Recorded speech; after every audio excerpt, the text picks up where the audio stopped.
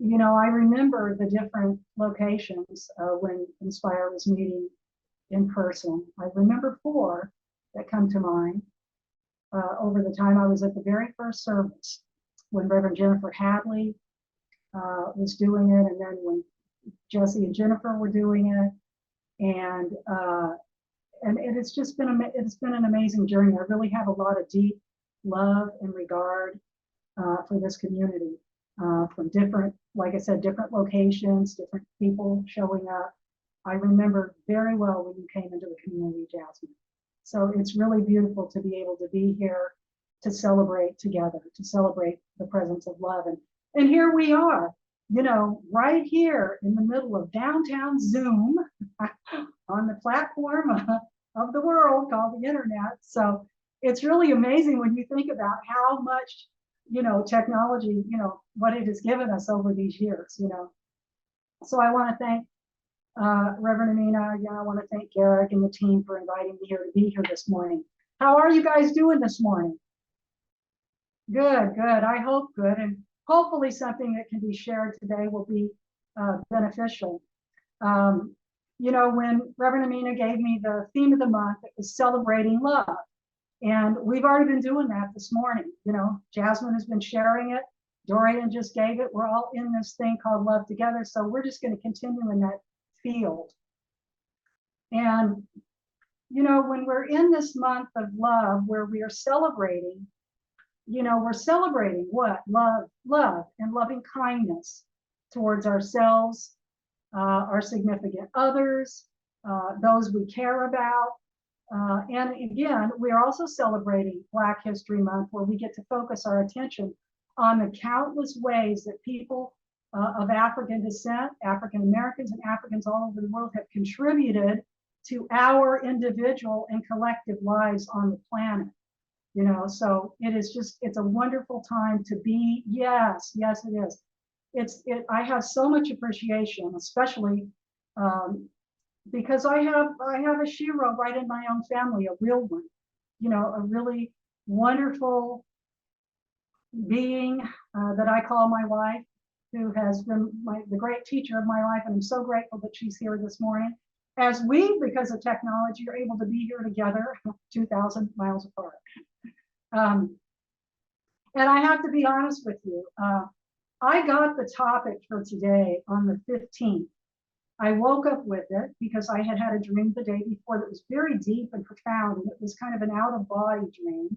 I mean, just a completely surreal experience where I was so saturated in the presence of love. It was, out of time and space, out of physicality. But the next morning I woke up with this topic, and it was it was love is a lubricant. And I was like, what? I have to be honest with you. I was like, no, I cannot use that. That spirit, that's not happening. Please give me another topic, and it would not give me another topic. Not only did it not, it just would not let me go. And I thought, well, that just sounds kind of, being the day after Valentine's and everything. And I finally had to mention it to Ruanne, and she's like, if spirit gave you that, you've got to go with that. And I knew what the message was. I knew what the meaning of it was. I just thought, So finally, of course, I surrendered. And so that's what I'm here to talk about today. So here we go. We know in our teaching that love is the fabric, from which all things are made. And I love too what Jasmine just said, that love doesn't need me to police the universe because only love is real. And this love that really governs everything, that is recreated everything out of that image and likeness, that life essence itself, is really the fabric of what holds everything together. And it's what we are made from, it's what we live from. And in that way, I'm speaking of it as a noun, which is the active, self-giving concern for the well-being of others. In other words, it's what we call agape love, which is the love that love has for its creation. It has for itself. It's just the givingness of the Spirit. It doesn't have any withhold. It just is what it is. It is consistent. It is a presence. It is always available. It is always there.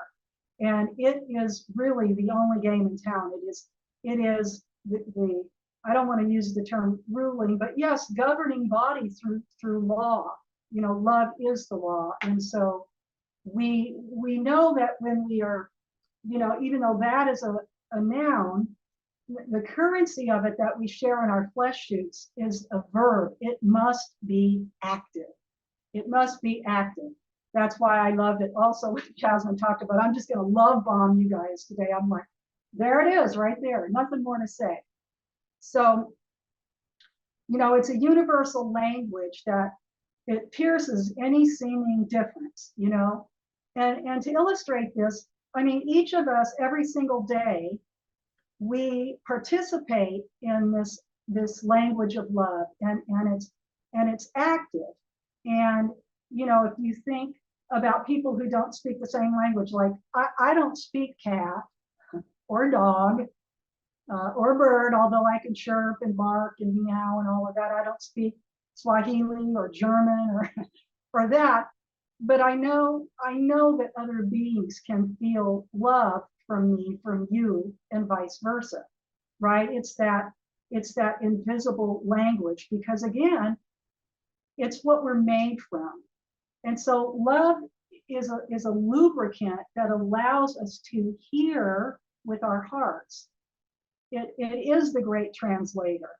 And you all know what I'm talking about. Anytime there's been a movement inside of you, a movement in your consciousness, by even seeing a rose or seeing the sun come up, or just a glance from a child, whatever it is, or something from an animal where it nudges itself into your lap, we feel what that presence is. And so we know that as it allows us to hear with our hearts, we are reminded that the reason for that is because it has to be active in us so that we can live a full out life.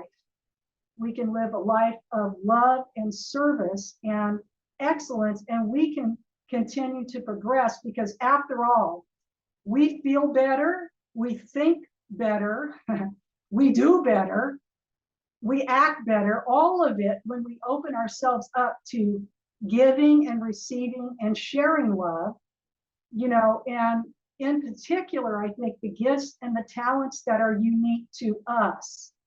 See, that's how we deliver love. I can't deliver love like Jasmine, because I'm not Jasmine. I can't deliver love like Ruanne or Reverend Amina or any of us here. I can't do that because I'm not you. But you have these amazing gifts, these talents, and these capacities that are going to deliver through you, as you, through this presence of love, because you're pliable, because that lubrication is happening. So it's very important, you know, to remember that, you know, we're created out of it. And so it's quite natural for us to feel in sync with our own lives when we're, you know, actively participating in love. And we have to remember, you know, to constantly get out of the way, you know, so that we keep the flow going, we keep it moving.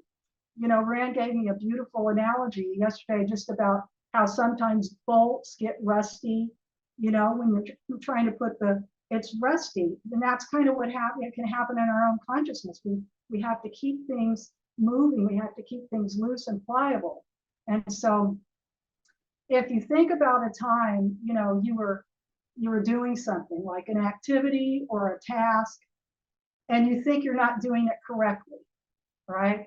You think you're letting somebody down, and really maybe there's a little teeny bit of projection there because you feel like you've let the situation, the person, the place down. And so there's some of that going on. But then you see them smile at you, or you get a phone call, or you get a text, and they remind you, hey, everything's great, right? Okay. And then your heart in that instant, it feels pliable again. And Ruanne also shared with me just thinking about when a kid goes to a game, maybe a baseball game, or they're playing it, they're playing a sport, and they think they're not doing so well, and they look up in the stand and see grandma, or they see auntie, or they see, their dad or whoever, and there's a smile, and so they're okay. Hopefully they're okay and not, trembling more like, uh-oh. But it's just a slight thing that can realign us over and over again whenever we have a moment. And see, what happens with us in our life oftentimes, right? Where we get into what we call separation and otherness, but all it means is that we've forgotten that we are that presence, right? Something has pulled us away.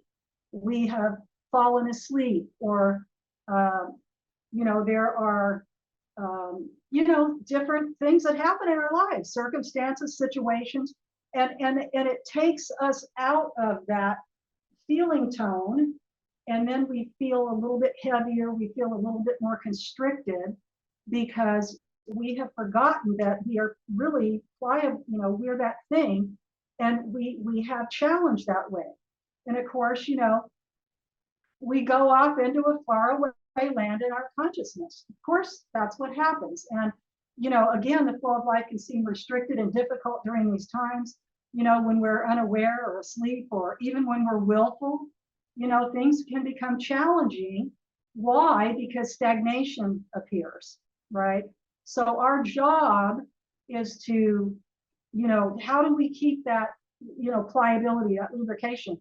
Because we want to be selective in what we allow in and out of our consciousness. That is the meaning of that scripture. What is it? Proverbs 4 verse 23, that says, basically, guard your heart with all diligence. Some translations say vigilance, for from it flow the issues of life, or from it flows the springs of life. So you just can't let any old thing just come into your consciousness, take over, and start dominating your thought patterns. And as humans, we know we have a tendency to do this. We all do it. We all go south. We all get snagged. We all have something that pulls us away. And that's okay, as long as we have a practice to get us back in step again and in sync again.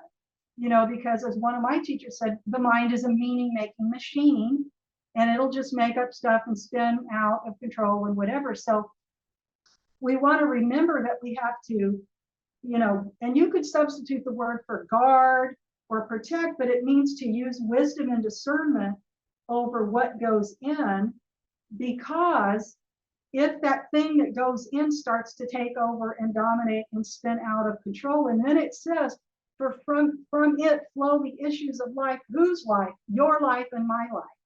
So if I get caught in a loop of negativity, or thinking that I'm less than, or thinking that it's never going to work out for me, what happens? That thought held in mind long enough, combined with what you're feeling inside, over time will not produce the effect and the result that you want in your life. So it's very important for us to check errant thoughts, and through our breath, so that, this lubrication is still working. And, we also do that. That's why we join in community. That's why we pray with people. That's why we give somebody a kind word, a smile, whatever that we do. That's why we do it, so that we can stay in that presence and not fall asleep to some of the things that go on in the world. Because I will tell you, I was looking at my diary. Now, here we are right now. We know all kinds of things are going on right now, don't we? We know all manner of everything is going on. But a year ago, guess what? This was what I spoke to you all a year ago. And here's what I shared, and this was what I wrote. I just looked at it.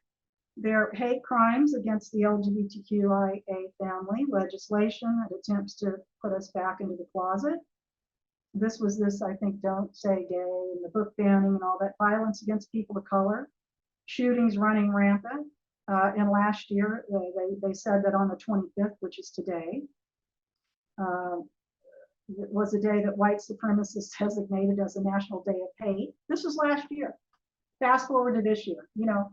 So you see, this stuff is always going to go on, right? We've got some people in this country are openly saying they want to control women's autonomy. We know that there's hate towards our community. We know that a young soul just transitioned from being bullied in Oklahoma. You know, there's all kinds of stuff going on, but this is why we must have a spiritual practice. It's why we want to be around like-minded individuals, you know, who've committed to being a presence of love on the planet, so that we can stay open, as receptive and available. When we shine our light, others are going to be impacted by that, right? So my point is that the circumstances, the appearances, the world are going to be what they are, but we don't have to get sucked into that. If we elevate the love ethic in us, and it is so great, honey, can't nothing stand up against it. Nothing.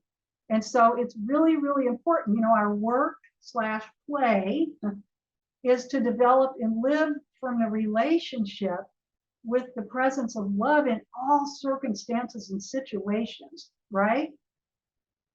Because all life is ever asking us is, who are you? Who are you? Who am I? Who are we? Who are you in the midst of change? Who are you when you lose your job? Or when the doctor gives you an unfavorable diagnosis? Who are you when your relationship has ended? Or when your money substance is low? Who are you when someone lies about you or says something uncaring or unkind? How do you show up for yourself when stuff happens? What are the practices that allow this spiritual lubrication to occur? You know, that which brings you back to your true self. Your prayers, you're reaching out to someone else if you can't see in that moment to help realign you. You're being involved in a community that supports you, where you feel uplifted. You know, all of those practices, being still, meditating, having introspection, developing a relationship with it that continues to buoy you up so that you shine and radiate no matter what. And you know, one of my very most favorite writers in our teaching, and we were exposed to him through Reverend Michael, you know, at Agape for many years, and that was Dr. Howard Thurman. And Howard Washington Thurman was a great theologian, and he was also a mystic. And he had a church up in the Bay Area called the All People's Church. It was one of the first multi-racial, multicultural, multidimensional churches in the United States. And he wrote many, many books. And my favorite, he has two favorites. One is For the Inward Journey, and the other one is Jesus and the Disinherited. And those, I can't recommend those books enough. Both of them changed my life. For the Inward Journey is a series of just different things he wrote. It's you know, different sayings that came to him.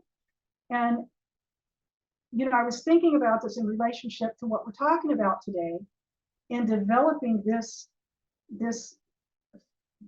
love ethic so great that nothing can stand up against it. And he wrote this, and I want to share this with you. It's on page 42 and 43 of For the Inward Journey. Now, I just want to preface this by saying he uses the term he, but he is she and they and them. So I just want to say that when I read this. There is a profound ground of unity that is more pertinent and authentic than all the unilateral dimensions of our lives. This is a man, woman, person. This a man discovers when he is able to keep open the door of his heart. This is one's ultimate responsibility And it is not dependent upon whether the heart of another is kept open for us. Here is a mystery.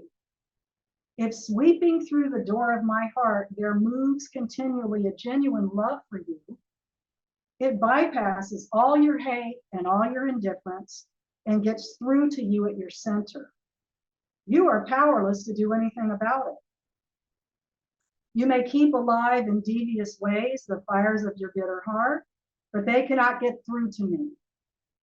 Underneath the surface of all tension, something else is at work. It is utterly impossible for you to keep another from loving you. True, you may scorn their love. You may reject it in all ways within your power. You may try to close every opening in your own heart. It will not matter.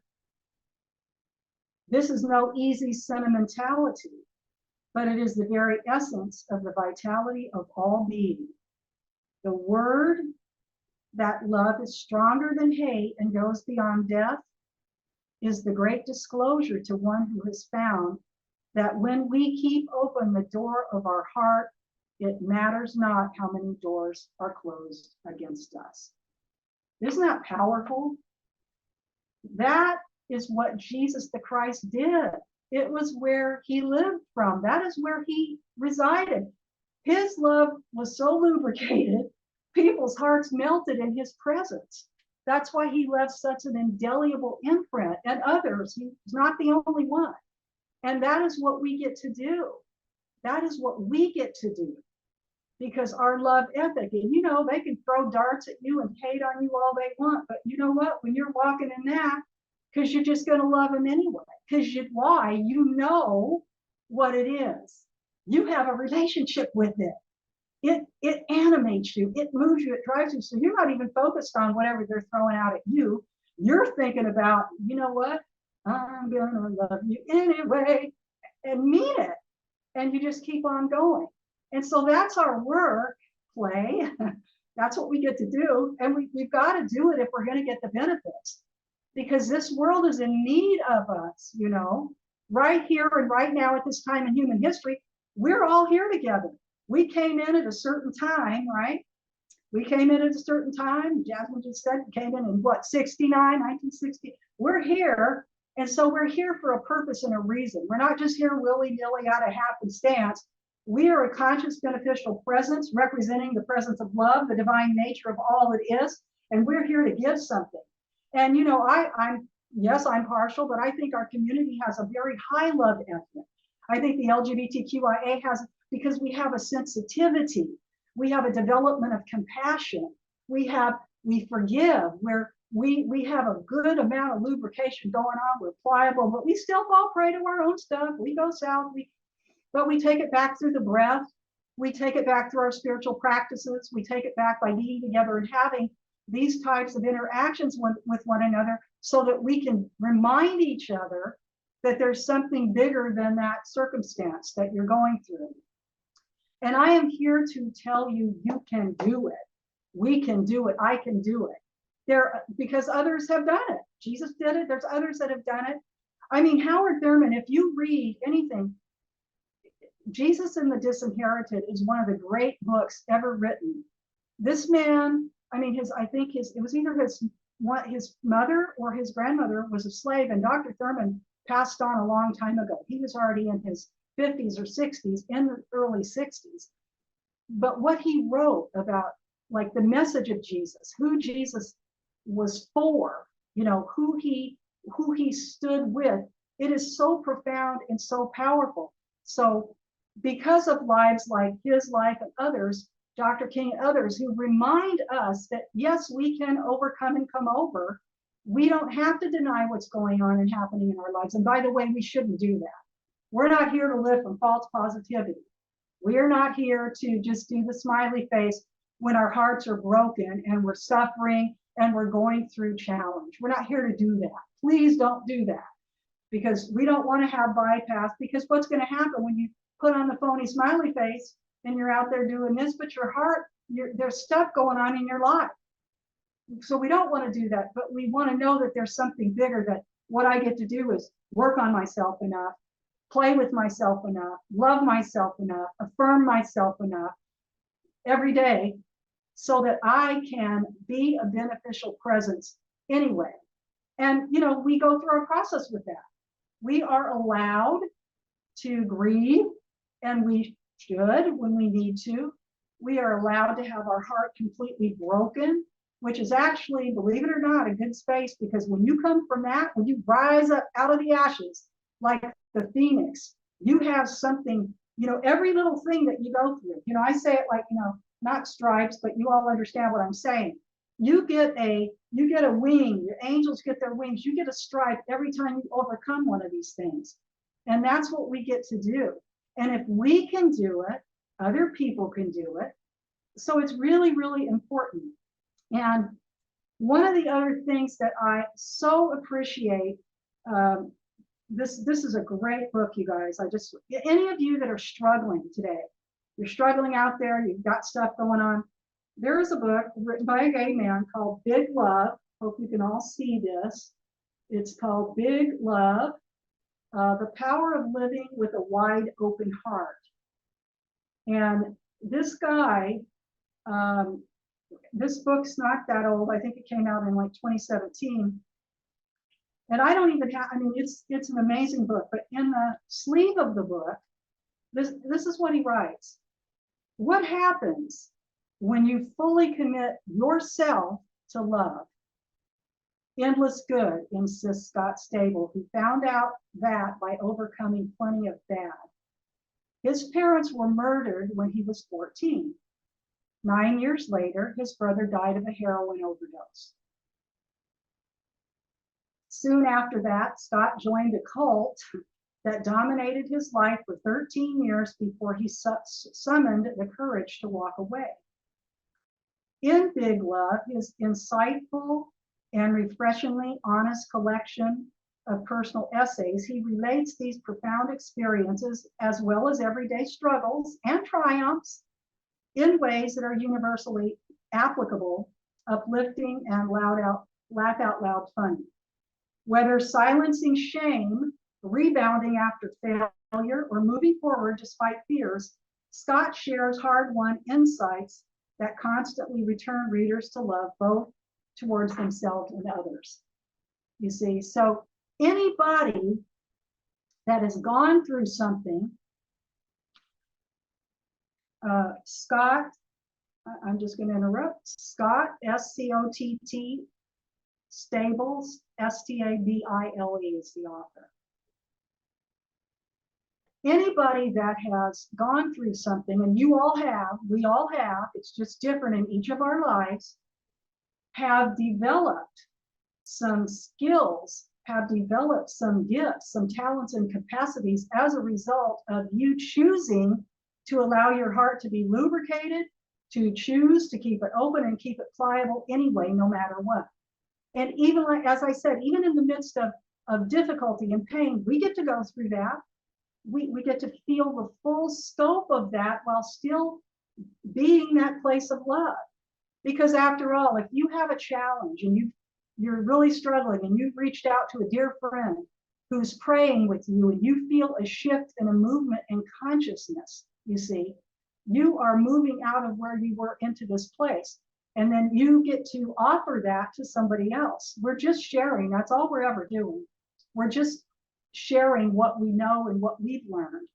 And, you know, as I've often said to many people, I could give a violin story worth of what I've been through. I have been through a lot in my life. We all have, you know, a molestation, rape, kidnap. I have been through that. Kicked off out of college for being lesbian. I've gone through a few things. I have to, but guess what? I'm not bitter. I am not bitter. I am so grateful for those things because it's helped me develop who Candice is. Because again, all life is going to ask is, who am I? Who are you? How are you going to show up? How are you going to show up in this world? In the midst of those things, and also in the midst of all the good, how are you going to show up? What do you get to give? What do you get to shine? What do you get to radiate? So I just want to say, whatever you're going through right now, know that I see you and I love you. This community sees you and loves you because you're worthy. We're worthy.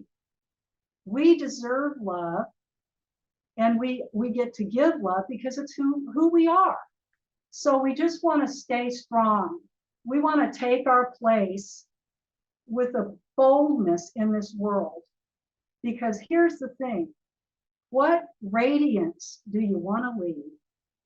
What radiance do you want to leave? What radiance do you want to leave?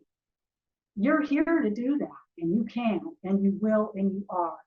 And that's my message for us today is let's just keep our hearts open. Let's allow the love lubricant to stay, present. We don't want it to get in the, in a container and get old and icky. We keep it active, right? And if the container, and you know what I'm talking about, if the container gets old, we throw that out, we get another one. So it's an analogy, but that's what we get to do. We want to ask ourselves, what is life asking me to do, and what radiance do I want to leave?